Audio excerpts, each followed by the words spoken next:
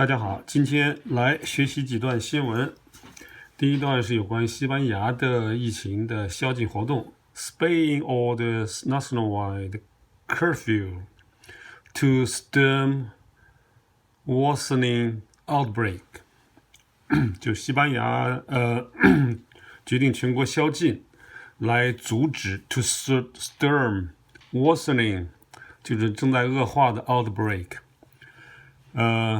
Spain buckling under the resurgence of the coronavirus in Europe, the Spanish government on Sunday declared a national state of emergency that includes an overnight curfew in hopes of not repeating the near collapse of the country's hospitals. 他们 buckling 就是委屈到这个迫于这个 resurgence 就是重新爆发这个 coronavirus in Europe. Prime Minister Pedro Sanchez said the decision to restrict free movement on the streets of Spain between 11 o'clock to 6 a.m. allows exceptions for commuting to work, buying medicine, and caring for elderly and young family members. He said the curfew takes effect Sunday night and would likely remain in place for 6 months.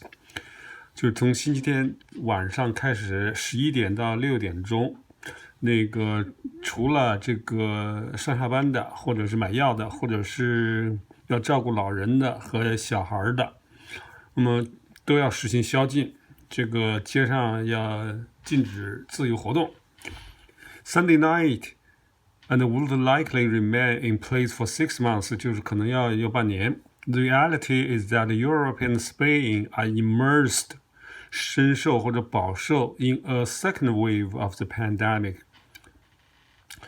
Sanchez said during a nationwide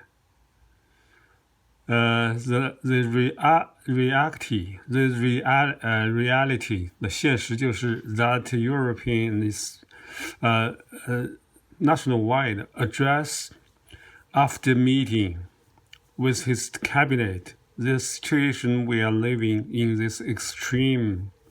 The leaders of Spain's 17 regions and 2 autonomous 是自由领地 two autonomous cities will have authority to modify the curfew in their territory to start between 10 o'clock to 12 o'clock p.m. and end between 5 to 7 a.m. Close regional borders to travel and limit gatherings to 6 people who don't live together.The Prime Minister said, 就是非住在一块的亲属，最多只能6个人在一块聚会。The curfew does not apply to Spain's Canary Islands, which were recently removed from Britain's and Germany's list of unsafe travel destinations due to the favorable trajectory of the virus on the archipelago.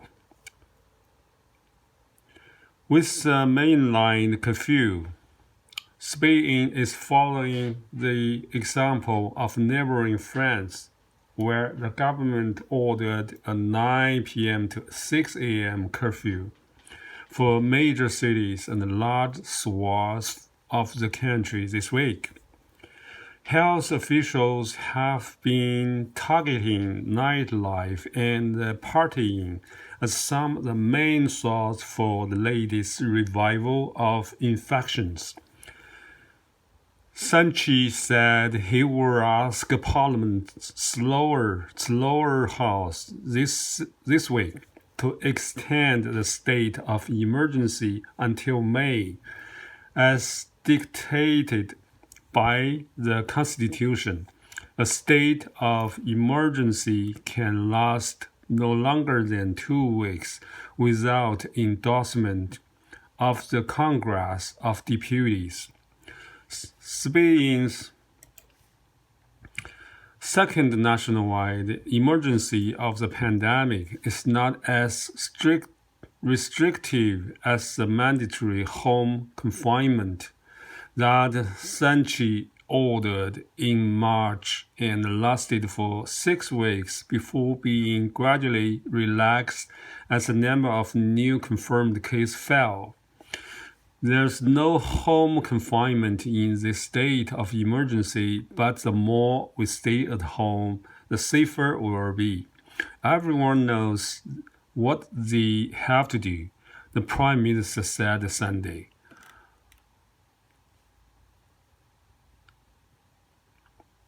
Authorities want to avoid a second complete shutdown of the country of 47 million inhabitants to avoid dealing another heavy blow to an economy, and what that the pandemic has plunged into recession and destroyed hundreds of thousands of jobs. But with the infection rate gaining steam ever since it started rising again in August, health experts have clamored for action at the national level, arguing that the crisis requires more than a patchwork of regional measures. Several regional leaders who run Spain's decentralized health care system had asked in recent days for the national government to declare a national state of emergency. The state of emergency makes it easier for authorities to take swift action without having to get many types of public health restrictions approved by a judge. Some judges have rejected efforts to limit people's movements in certain regions, causing confusion among the public. Spain this week became the first European country to surpass 1 million officially recorded COVID-19 cases. Sanchi acknowledged Friday in a nationally televisioned address that the true figure could be more than 3 million due to gaps in testing and other factors. Spain on Friday reported almost 20,000 new daily cases and 231 more deaths, taking the country's death toll in the pandemic to 34,752. But the true death toll is likely much higher. Confirmed cases are rising across the peninsula, the Bacteria Island, and Spain's 2 African enclaves. Under the first state of emergency, Spain's military battalions were deployed to disinfect retirement homes and set up field hospitals. So far, this has not been necessary with Spain's retirement homes, better prepared, and its hospitals seeing a slower, if steady, uptick in cases. The loss of life must be as slow as possible, but we also must protect our economy, Sandra says. 2020 election. Trump denies COVID-19 surge even as virus spreads. Despite the coronavirus spreading among Vice President Mike Pence's orbit, the president and the vice president are ignoring the threat of the virus 9 days before Election Day, continuing to downplay its risk at packed rallies across the country were endangering the lives of people around them, including their own staff and supporters. Trudeau government pressed to show the secret operational information.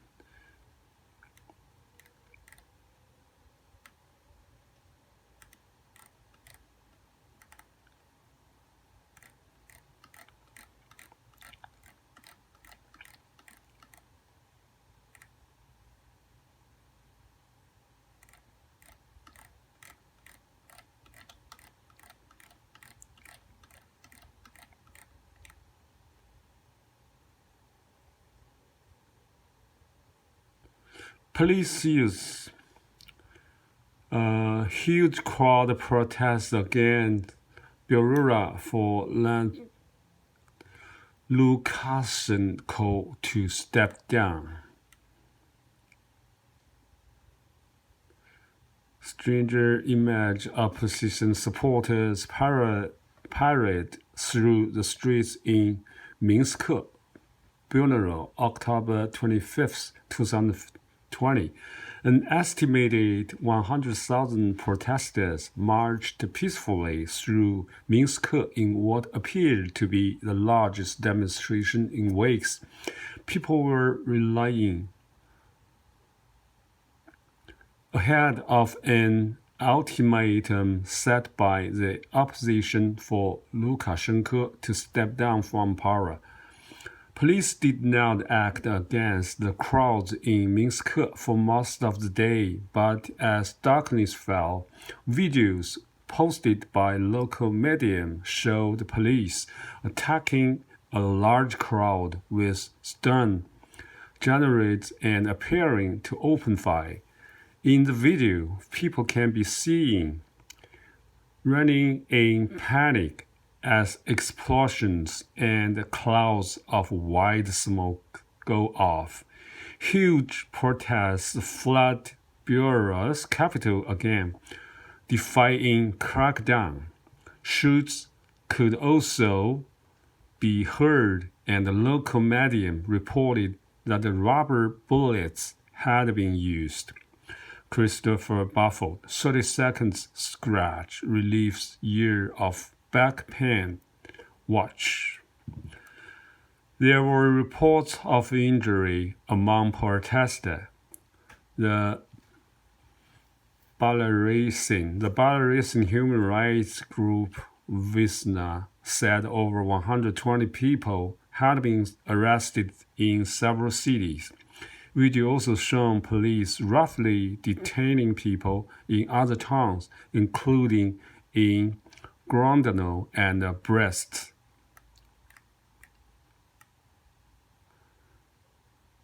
Belarus police fired stun grenades at the protesters as opposition threatened national strike. Huge protesters have gathered in Minsk each Sunday for 11 weeks in a row since Lukashenko was awarded a sixth term in a presidential election widely criticized as rigged. 2 weeks ago, Belarus Ukraine key opposition leader Sevlatan Tikhanovskaya announced what she called a people's ultimatum demanding that Lukashenko resign by midnight Sunday or else face a national strike. The ultimatum is seen as a potential moment of reckoning for the protest movement and Lukashenko's regime after 2 months of the stalemate. Despite the huge demonstration, the security forces and most of the government have remained loyal to Lukashenko. The question is whether the opposition now has the power to mobilize major strike and civil disobedience sufficient to move the crisis into a new phase. A woman argued with law enforcement officials during an opposition rally in Minsk, Belarus, October 25, 2020. Besides Lukashenko's resignation, the opposition's ultimatum had also called for all political prisoners to be freed and violence against the protesters to end. Tiganskaya, who is in exile in Lithuania, said the national strike should go ahead, noting the violence from Lukashenko's security forces. The regime today again showed Belarusians that violence is the only thing that it's capable of, but to explode stern grenades in a crowd of people, she said in a statement Sunday, that's not a strength. She went on, this regime is not worthy of the billions of people. It means it will lose power.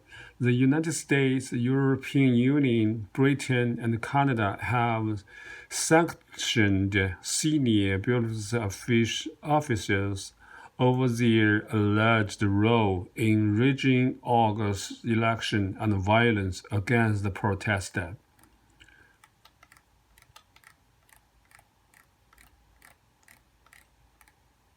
泰国Side protester rally ahead of parliament debate. 泰国的游行还在继续。曼谷 Bangkok. Thousands of pro-democracy protesters gathered in Thailand's capital again on Sunday, seeking to keep up pressure on the government a day before a special session of parliament that was called to try to seize political tension provided by the Canadian press. The relay took place at the busy Ra-Prasang intersection in the heart of Bangkok's shopping district. Few protesters turned out in the first hour of the relay, but their number later swelled to several thousand, who listened to rude denunciations, 谴责 of the government in chants, speeches, and even songs. The rally was called Saturday night after Prime Minister Prayut Chan-o-cha ignored the protesters' deadline to step down. The protest's core demands also include a more democratic constitution and reforms to the monarchy. Public criticism of the monarchy is unprecedented in a country where the royal institution has been considered sacrosanct, 神秘、神圣不可侵犯的 sacrosanct. The demonstrators charged that Prayut, who led a coup in 2014 as the army chief, was returned to power unfairly in last year's general election because laws had been changed in favor of a parliamentary party. The protesters also say that the constitution written and enacted under military rule is undemocratic. Prayut's government last week called the special parliament session to seek to defuse weeks of almost daily protest.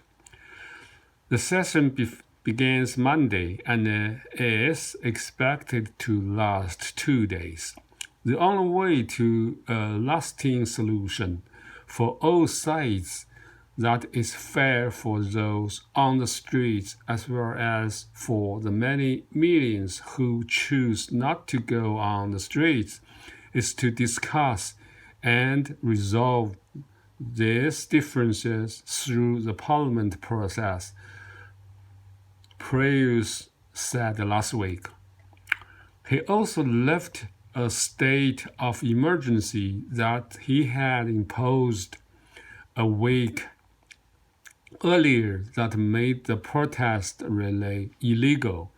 The protesters were not impressed by his efforts to appease them, declaring them insincere.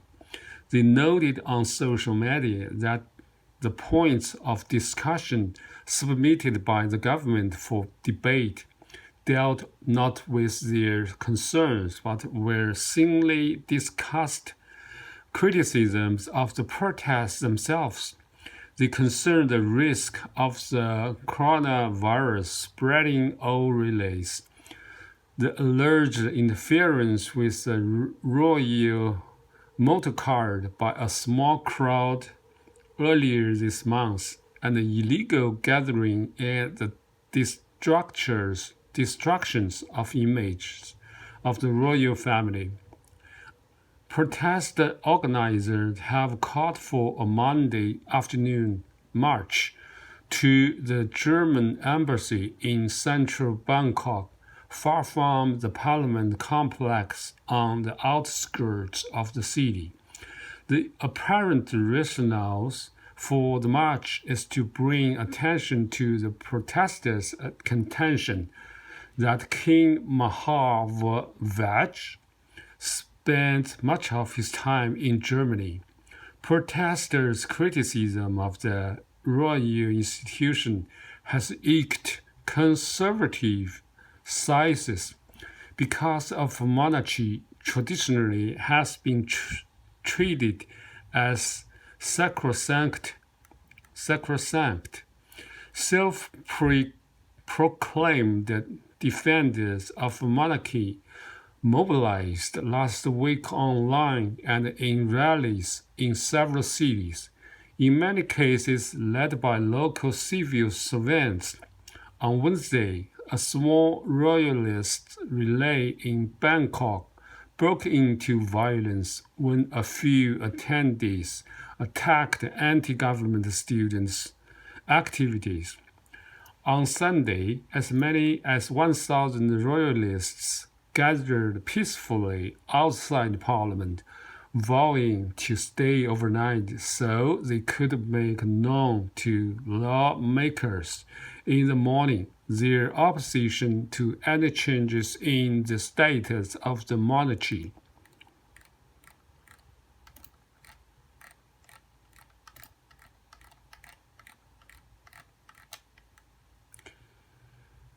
Asian American business hit especially hard during pandemic, the coronavirus pandemic. 亚洲人在美国，亚洲生意小生意在美国的悲惨境遇。Ken Wong laid off 10 of his 15 employees when he was forced to temporarily close his Chinese restaurant in March, when he reopened for exclusive takeout service in mid-April. Virtually no one was even willing to order food from his business. Courtesy 礼貌 of Cam Wong Wright says his restaurant business is breaking even, but he admits he's struggling. My God, the business dropped 98%. It was minimum in the beginning. It did kind of scare us. The Georgia business owner recalls, how can we survive if it keeps continuing like this? And if that wasn't devastating enough, the dim sum restaurant he's owned for 26 years in Carlton, a suburban area near Atlanta, was targeted by vandals. Our window was broken with hammer without any reason whatsoever, Wong says. At the time, we really thought that's reason because they have a bad feeling of Chinese and they do whatever they do to damage your store. as many small businesses across the country continue to feel the economic misery stemming from the coronavirus pandemic. Wang is among the growing number of Asian Americans facing a 1-2 punch 双重打击 of historic unemployment and discrimination. As COVID-19 has spread, so has the reason has economophobia, some of it which has been fueled by misplaced blame for the coronavirus, according to the Stop AAPI Hate Reporting Center. The National Coalition of Community-Based Organizations tracked hate incidents against the Asian American and the Pacific Islanders and has received more than 2,500 reports of violence and harassment between March and August. In a recent report, the United States nation experts expressed concern over the alarming level of racially motivated incidents against the Asian Americans and the contribution of the President of the United States in seemingly legitimizing those violations. The UN report cited public statement and social media posted that referred to the virus as the Chinese virus, Wuhan virus, or the Kung flu, including by President Donald Trump, has allegedly been linked to the recent surge in racist attacks. Wang, 60, is concerned anti-Asian sentiment will further slow his restaurant's sluggish recovery. He says when the first reopened the restaurant, he was concerned customers would stay away because they thought you can get the virus from the restaurant. And I say that's not true. It's not true, but Marlin Kim, an economics professor at the University of Massachusetts, fears that misinformation could exacerbate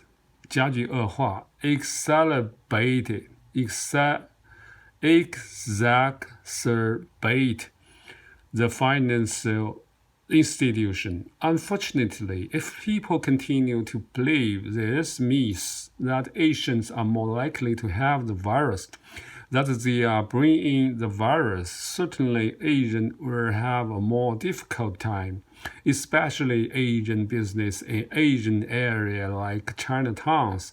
I think will continue to suffer.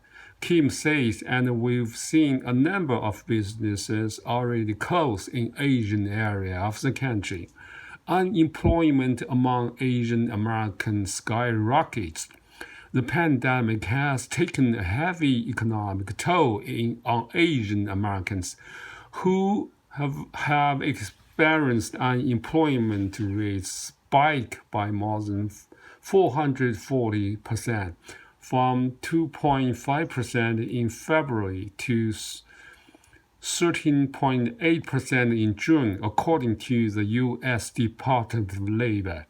It's the worst I've seen in decades, Kim says. Asians typically have among the lowest unemployment rates, and it really should have during COVID. Since reopening Cartoon House for indoor dining in May, Wang has seen some of his customers gradually return. He was able to rehire most of his employees, but business remains down by 50%. The father of two says he's breaking even, but admits he's still struggling. For dinner service recently, he recalls having only 3 tables the whole night. Wang, who came to the U.S. as a refugee, escaping communist Vietnam in 1979, says his saddened to see how the coronavirus has hurt Atlanta, Chinatown, located about a mile away from his restaurant. In Chambly, Georgia, the Great Wall gift shop will be closing down at the end of October. Another Asian shop owner in the strip mall who did not want to be identified admitted that he is also struggling to survive. Model minority myth overshadows struggles. Despite the hardship burdening Asian Americans, Kim says Asian stereotypes are preventing many from taking notice. I think it's definitely being overlooked. I think it's because Asians are the invisible minority. People don't think about the problems affecting Asians and that Asians are being disadvantaged. Part of the reason is that Asians are seen as a model minority. Kim says people think that Asians have made it. They have good jobs, good incomes, and the reality is very different. Because some Asians have higher levels of education than the average workers and have good incomes, people forget that there is another segment of Asians that are less likely to go to college, Kim says. They are more likely to work in very low-paid jobs that are very precocious, like in nail salons or as taxi drivers or in retails. Wang is concerned about the second wave of COVID-19 hurting business. He's also worried that the outcome of the presidential election could inflame racial tensions. I really don't want it to destroy my property or business. That's my biggest concern, he says. Despite the onslaught of challenge he faces, Wang is emphatically 着重强调 grateful that he has been living his American dream for 4 decades. Since moving to the U.S., Wang graduated from Georgia State University with a degree in mathematics, became a U.S. citizen in 1985, bought a house in 1986, sent 2 children to college, and built up a popular Chinese restaurant. As the first generation coming to America, we have a dream to get a business, to have a house, to have a stable life, have a family, and then raise up kids. But hopefully our dream is not broken because of this COVID-19. Thanks.